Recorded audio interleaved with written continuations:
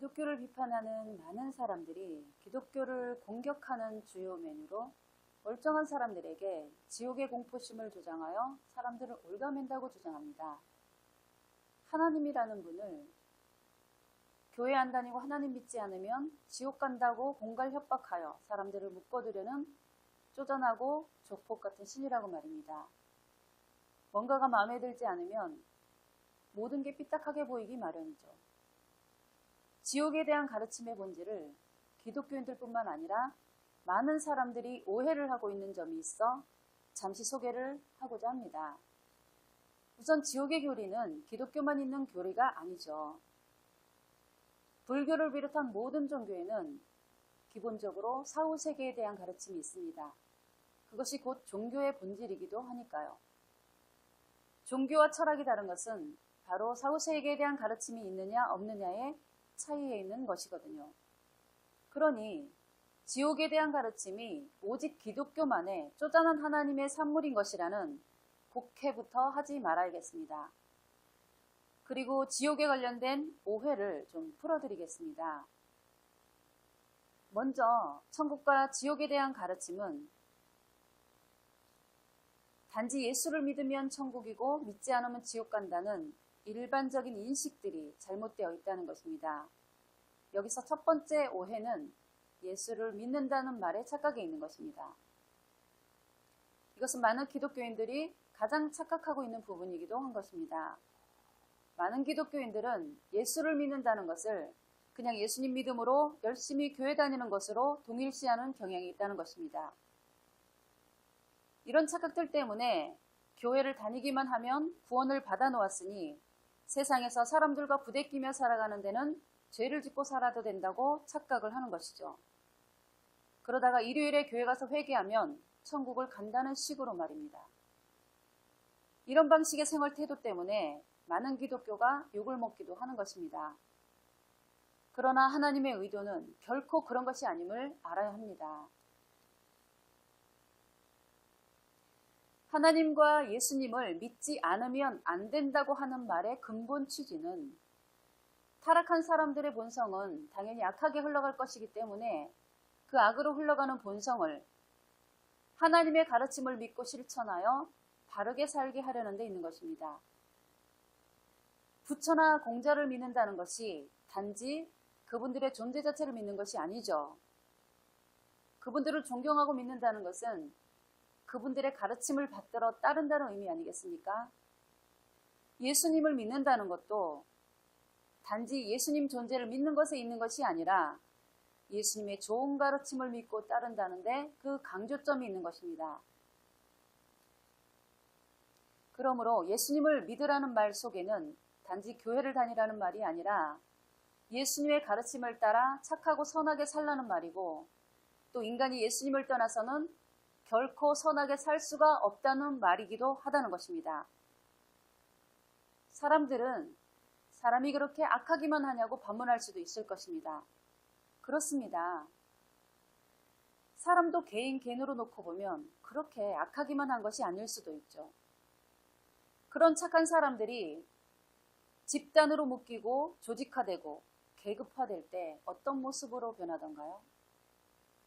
우리 국회의원들, 정치인들 욕을 많이 하잖아요. 그 사람들 개개인은 참으로 어질고 학식 있고 품이 있는 사람들입니다. 그러나 그들이 국회의원 배지를 달고 그 조직의 일원이 되면 완전히 바뀌어버리는 모습을 보지 않습니까? 사회적인 동물인 인간에게는 이런 치명적인 약점이 있는 것입니다. 인류 역사를 한번 볼까요? 어느 거대한 제국의 황제들과 그 귀족 계급들을 보세요.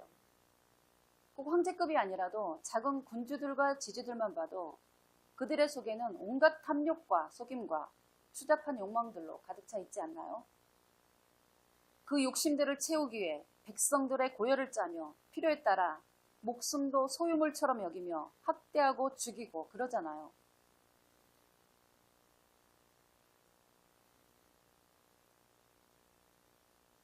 그들 속에 있는 욕망과 탐욕들을 누가 제어하고 통제할 수 있을까요? 유일한 사회 통제의 수단인 법이라는 것도 알고 보면 약자들을 다스리고 통제하기 위한 것이지 황제들을 비롯한 기득권층 자신들의 도덕성을 유지하기 위한 것들이 아니지 않던가요?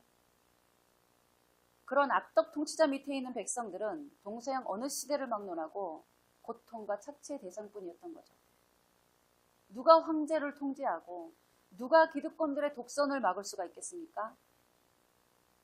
하나님께서는 인간의 역사는 이런 악업의 수레바퀴로부터 벗어나지 못할 것을 이미 알고 마련하신 장치가 바로 지옥에 대한 두려움이었던 것입니다. 왕이나 기득권자들은 자기 아랫사람은 결코 두려움의 대상으로 여기지 않습니다. 그들이 여길 수 있는 유일한 두려움의 대상은 바로 신에 대한 두려움이고 사후세계에 대한 두려움인 것입니다. 좀 억지스러운가요? 인간 역사를 한번 볼까요? 우리가 이집트의 피라미드를 비롯해서 역대 모든 왕조들의 왕들은 무덤을 만드는 일에 엄청난 공력을 들이죠. 이것은 그런 왕들도 죽음 이후의 세계에 대한 두려움은 피하지 못했다는 것을 알 수 있는 것입니다. 사후세계, 곧 지옥의 공포만이 절대 권력자들의 악의 욕망을 통제할 수 있는 장치가 되는 것이었습니다. 지옥의 공포는 하나님을 믿고 교회 다니라고만 주신 계명이 아닙니다. 지옥을 두려워하는 그 마음으로 지옥에 가기 싫으면 선하게 살라는 경고형인 것입니다.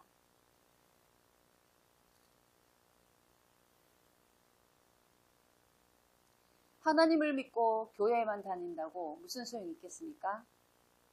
오늘날 안티 기독교인들이 아니라도 하나님조차도 그런 기독교의 환멸을 느끼고 계십니다. 구약시대의 이스라엘에게도 그런 지도자와 인간들의 타락상에 대해 지긋지긋해 하시는 기록들이 너무나 많습니다.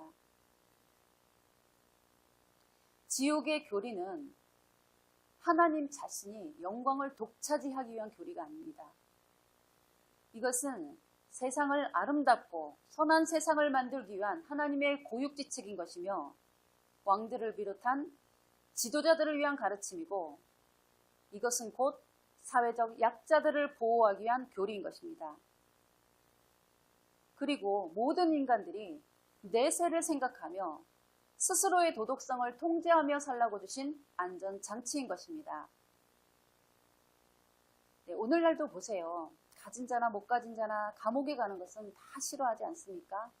만약에 감옥이 없다면 그나마 유지되던 사회 질서가 대체 어찌 되어 있겠습니까? 힘 있는 자 가진 자들의 무법천지가 되어 있지 않겠습니까? 유전무죄, 무전유죄 이런 말이 왜 나오겠습니까? 가진 자들은 법이라는 것이 있어도 요리조리 피하며 불법들을 저지르죠. 그 불법들의 주요 내용들이 자신들의 기득권을 유지하고 힘없는 백성들의 권리를 침탈하는 것에 있지 않습니까?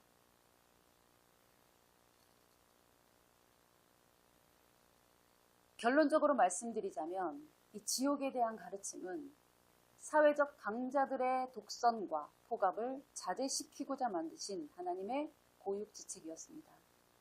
성경을 한번 읽어보세요.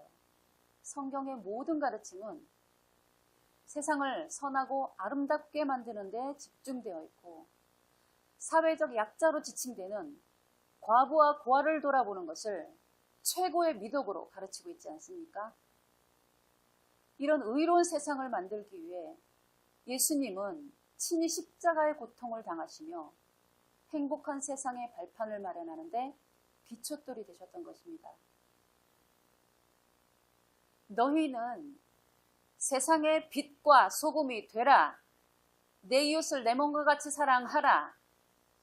이런 가르침을 모든 사람들이 믿고 지킨다면 이 세상은 어찌 될까요? 그럼에도 불구하고 악한 인간들은 하나님의 의도를 왜곡하고 하나님의 뜻을 변질시켜 스스로 무법천지를 만들어가고 있는 실태인 것입니다. 이런 가르침을 주어도 천국과 지옥을 믿고 있다는 예수를 믿는 사람들부터 지켜지지 않고 있고 지도자들부터가 무시하고 있으니 이 세상은 어찌 될까요? 이렇게 수천 년 동안 세상을 아름답게 만드시기 위해 노력을 하시는데도 불순종하고 하나님을 거역하고 살아온 것이 아담 이후의 인간들의 모습이었습니다. 이렇게 수천 년 동안 거역만 하고 살아가는데도 우리 인간들을 포기하지 않으시고 자신의 독생자인 예수님까지 십자가의 고통을 당하시며 죽이면서까지 우리 인간들에게 물려주고 싶어 하시는데도 굳이 그런 하나님의 사랑을 외면하고 하나님의 가르침을 거슬러서 더욱더 악으로만 치달아간다면 여러분들이 하나님이라면 어찌하시겠습니까? 지옥 아니라 지옥보다 더한 징벌이라도 내리고 싶지 않겠습니까? 아직도 하나님의 사랑은 끝나지 않았습니다. 하나님께서는 예수님의 재림을 통해서 눈물과 슬픔과 고통과 나아가서는 죽음도 없는 세상을 만들어서 우리 인간들에게 물려주려고 하십니다. 부디 하나님에 대한 편견을 거두시고 하나님의 사랑을 받으시고 부디 하나님께서 목적하시는 세상을 만들어 영원한 생명을 누리게 되기를 기원하겠습니다.